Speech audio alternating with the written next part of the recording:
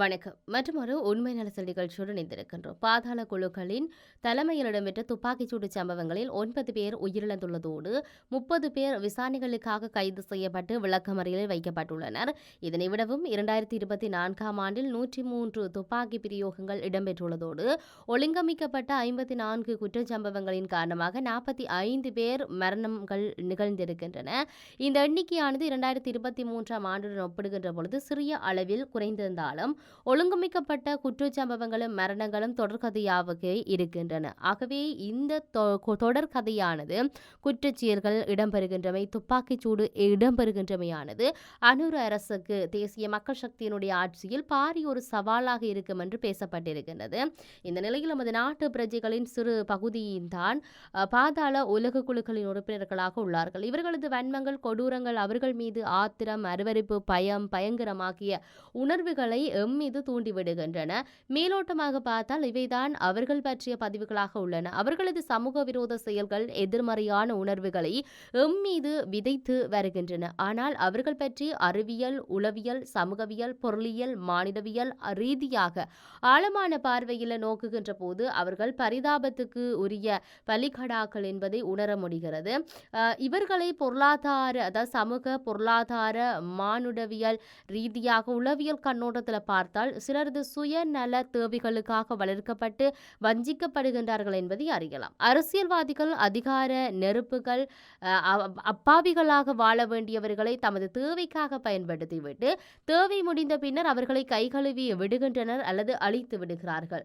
எந்த குழந்தையும் நல்ல குழந்தைதான் மண்ணில் பிறக்கையிலேயே அவர் நல்லவராவதும் தீயவதாவதும் அன்னை வளர்ப்பினிலேயே. இந்த பாடலடியானது அவரவரது வளர்ப்பு முறைதான் நல்லவர் தீயவரை உருவாக்கி விடுகின்றது என்பதை உணர்த்துகின்றது.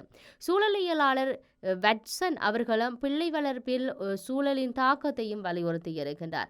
இந்த பாதாள குழு உறுப்பினர்கள் ஆரம்பத்தில் பெரும்பாலும் வறுமை, தொழிலின்மை, சமூக கணிப்பின்மை போன்றவற்றின் காரணமாக உளவியல் ரீதியாக பாதிக்கப்படுகின்றனர். இவ்வாறு பாதிக்கப்பட்ட சிறுவர்கள், இளைஞர்களை அதிகார சக்தியினர், அரசியல்வாதிகள், பண முதலியர்கள் சிலர் சுயலாபத்துக்கு தேவைகளுக்காக கைக்கூலிகளாக பயன்படுத்துவதை நாம் பார்க்கக்கூடியதாக இருக்கிறது. இவ்வாறு பயன்படுத்தப்படுகின்ற சிறுவர்கள், இளையோர்கள் லாபத்தை ஈட்டி தரும் வரை முதலீட்டு பண்டார்களாக கணிக்கப்படுகின்றார்கள். இவர்கள் எங்காவது மாட்டிக்கொண்டு வாக்குமூலங்கள் அளிக்கப் போகின்றார்கள் என்றால் இரு கருவியர்களை அவர்களை இயக்கும் கருத்தாளர்கள் அழைத்து விடுகிறார்கள்.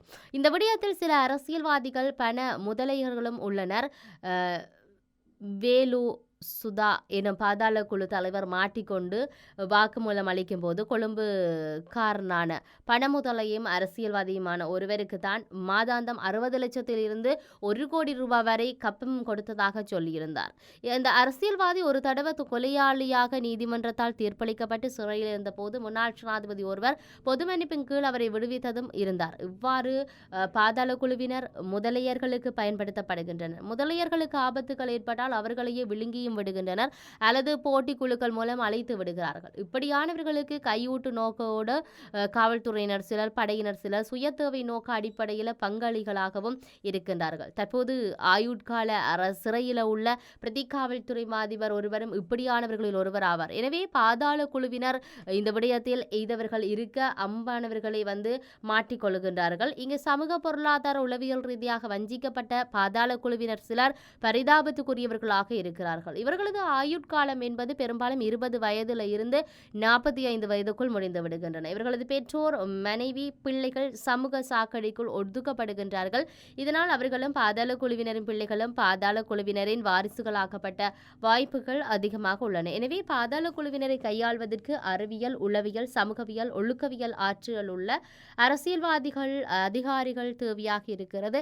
அதுக்கு அந்த நாட்டில் வெற்றிடங்கள் உள்ளன. பாதாள உறுப்பினர்களை கொல்வதால் மட்டும் பிரச்சனைகள் முடிய போவதில்லை. கொல்லப்பட்டவரின் பிள்ளைகள், சகோதரர்கள் மீண்டும் பாதாள குழு உறுப்பினர்களாகுவதற்கு வாய்ப்புகள் உள்ளன. ஆத்திரத்தால், அவசரத்தால் இல்லாமல் அறிவியல், உளவியலால் தான் பாதாள குழுவினர் கையாளவும் கட்டுப்படுத்தவும் முடியும். இந்த விடயத்தில் சமூகவியலாளர்கள், கல்வியலாளர்கள், உளவியலாளர்கள், மனித உரிமையாளர்கள், பண்பட்ட அரசியலாளர்கள் கூட்டாக இணைந்து ஆய்வுகள் செய்து முடிவுகளை பெற்று பாதாள குழுவினை கையாள முடியும், கட்டுப்படுத்த முடியும். என்கவுண்டர் முறை பழிவாங்குவதற்கு பழிக்கு பழிதலையே நாட்டில் அதிகரிக்க செய்யும். இந்த முறை பயங்கரமாக அமைந்திருந்ததால் அப்போது பாதாளர்கள் முடிந்திருப்பார்கள். அதாவது பாதாளங்களின் உற்பத்திக்காக மூலகர்த்தாக்களை விட்டுவிட்டு பாதாள உற்பத்திகளை கட்டுப்படுத்த முடியாது. இந்த இடத்துல பாதாளர்கள் உற்பத்தியாகின்றார்களா உற்பத்தியாக்கப்படுகின்றார்களா என்பதை அறிந்தால் அவர்கள் பயங்கரவாதிகளா பரிதாபத்துக்குரியவர்களா என்பதை புரிய முடியும் என்று சொல்லப்படுகிறது. உண்மையில் போதைப்பொருள் கடத்தல்காரர்களும் பாதாள உலக கும்பலின் தலைவரான கனேமுள்ள சஞ்சீவ என்று அறியப்பட்ட சஞ்சீவ குமாரரத்தின சமரரத்தினியானது கடந்த வாரம் புதுக்கட நீதிமன்ற கட்டிட தொகுதியில் 5ஆம் இலக்க மஜிஸ்திரேட் நீதிமன்றத்துக்குள் சுட்டுக் கொல்லப்பட்டார். கொலை சந்தேக நபராக இனங்காணப்பட்டவர் புத்தளம் பாலாவி பகுதியில் கைது செய்யப்பட்டார். கைது செய்யப்பட்டவர் 34 வயதுடைய முகமது அஸ்மான் ஜெரிப்தீன் என்று முதலில் அறிவிக்கப்பட்டது. பிறகு பொது பாதுகாப்பு அமைச்சர் ஆனந்த விஜயபால கொலை சந்தேக நபர் மகரகமையைச் சேர்ந்த ஜமீந்து டில்சான் பியூமங்க கந்தனாராட்சி என்று அறிவித்தார். கனேமுள்ள சஞ்சீவின் வாழ்க்கை மீது ஊடகங்கள் குவிந்திருக்கும் அந்த தீவிர கவனம் அவரின் கொலையில் எதிர்பார்க்கப்பட்ட ஒரு விளைவே ஆகும். அவர் செய்ததாக அல்லது சம்பந்தப்பட்டதாக கூறப்படும் பெருமளவு குற்றச்செயல்கள் ஊடகங்களில் பல்வேறு பிரிவுகளினாலும் சமூக ஊடகங்களினாலும் வெளியே வந்த ஒரு விடயம். அந்த குற்றச்செயல்களில் சில மிகைப்படுத்தப்பட்டவையாக அல்லது திரிவுபடுத்தப்பட்டவையாக தோன்றுகின்றன. எவ்வாறு இருந்தாலும் கனேமுள்ள சஞ்சீவின் கடந்த காலத்தின் எதிர்மறையான அம்சங்கள் தற்போதைய பின்புலத்தின் ஊடகங்களினால் குறைந்தது மதிப்பிடக்கூடியவையே அல்லது கவனிக்காமல் விடப்படக்கூடியவையோ அல்ல. இலங்கை தமிழரசு கட்சியின் முக்கியமான ஒரு அரசியல்வாதியை கொலை செய்வதற்கு முன்னர் மேற்கொள்ளப்பட்ட ஒரு சதி திட்டத்தில் கனேமுள்ள சஞ்சீவ சம்பந்தப்பட்டதாக சந்தேகப்பட்டது என்பது குறிப்பிடத்தக்கது. அந்த அரசியல்வாதி வேறு யாரும் இல்லை என்கின்ற விடயம் வந்திருந்தது. அவர் ஜாழ் மாவட்டத்தினுடைய முன்னாள் நாடாளுமன்ற உறுப்பினர் என்ற விடயத்தை சொல்லியிருந்தார்கள். கொழும்புல வைத்து கொலை செய்வதற்கு சஞ்சீவா உட்பட கொழும்பு பாதாள உலக கும்பலை சேர்ந்த பல உறுப்பினர்களின் உதவியுடன் புலம்பெயர் தமிழ் சமூகத்தின் மத்தியில் உள்ள சில பிரிவினர் உதவியை நாடியதானர் என்ற அடிப்படையில் காவல்துறையினர் அன்று விசாரணைகளை முன்னெடுத்திருந்ததாக சொல்லியிருந்தார்கள். ஒரு குறிப்பிட்ட காலம் தடுப்பு காவலில் இருந்த பிறகு கனேமுள்ள சஞ்சீவும் மற்றவர்களும் அவர்களுக்கு எதிராக போதிய சான்றுகள் இல்லை என்ற அடிப்படையில் விடுதலை செய்யப்பட்டதாக சொல்லப்பட்டிருந்தது. உண்மையில் ஜனாதிபதி அனுரகுமார் திசாநாயக்கவும் ஜனதா விமுக்தி பெரமுன அதாவது ஜேவிபி தலைமையிலான தேசிய மக்கள் சக்தி அரசாங்கமும் அமைச்சர்களுக்கு ஏனைய அதிமுக்கிய பிரமுகர்களுக்கு வழங்கப்பட்ட இந்த பாதுகாப்பை குறைப்பதற்கு தீர்மானம் எடுத்தது என்பது எல்லோருக்கும் தெரியும். ஒவ்வொரு நாடாளுமன்ற உறுப்பினரின் தனிப்பட்ட பாதுகாப்பும் அமைச்சர்களுக்கான பாதுகாப்பு பிரிவிலிருந்து இரு பாதுகாப்பு அதிகாரிகளை வழங்கும் இந்த நடவடிக்கை நிறுத்தப்பட்டிருக்கிறது. நாடாளுமன்ற உறுப்பினர்களுக்கு வழங்கப்பட்ட தனிப்பட்ட பாதுகாப்பு நிறுத்தப்பட்டது. முன்னாள் நாடாளுமன்ற உறுப்பினர்களுக்கும் எந்த பாதுகாப்பும் கிடையாது. ஆனால் பொது பாதுகாப்பு அமைச்சு சில நாடாளுமன்ற உறுப்பினர்களது முன்னாள் நாடாளுமன்ற உறுப்பினர்களின் பாதுகாப்பு அச்சுறுத்தல் தொடர்பில் மதிப்பீடு ஒன்றை செய்து அதன் பிரகாரம் அவர்கள் ஒவ்வொருவரும் இரு காவல்துறை மெய்காவலர்களை அனுமதித்தது. முன்னாள் அமைச்சர்கள் டிரான் அலஸ் டாக்டர் தேவானந்தா மற்றும் பிள்ளையான் என்ற சிவனேசத்துறை சந்திரகாந்தன் ஆகியோர் அவர்கள் அடங்குகிறார்கள்.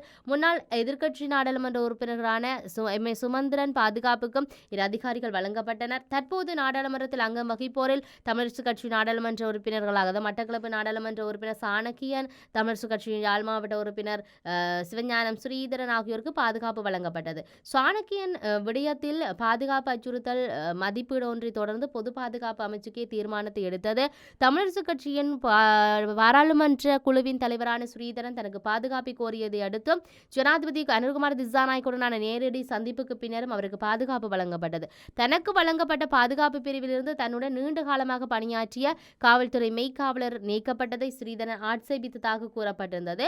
இலங்கையின் தற்போதைய தமிழ் அரசியல் அதாவது சுமந்திரனை சுற்றி சூழ்வதாகவே இருக்கிறது என்பது எல்லோருக்கும் தெரியும். ஆகவே தமிழ் அரசியல் சுமந்திரனை ஆதரிக்கும் அல்லது எதிர்க்கும் ஒரு விவகாரமாக இருப்பதாக இலங்கை விவகாரங்களை நீண்ட காலமாக அவதானித்து வரும் இந்திய அரசியல் அவதானி ஒருவர் சொல்லியிருப்பதை நாங்கள் பார்க்கக்கூடியதாக இருக்கிறது. ஆகவே இவ்வாறு இருக்கின்ற பொழுது தொடர்ச்சியாக இந்த துப்பாக்கி சூட்டு சம்பவங்கள் அதிகரித்து கொண்டிருக்கிறது.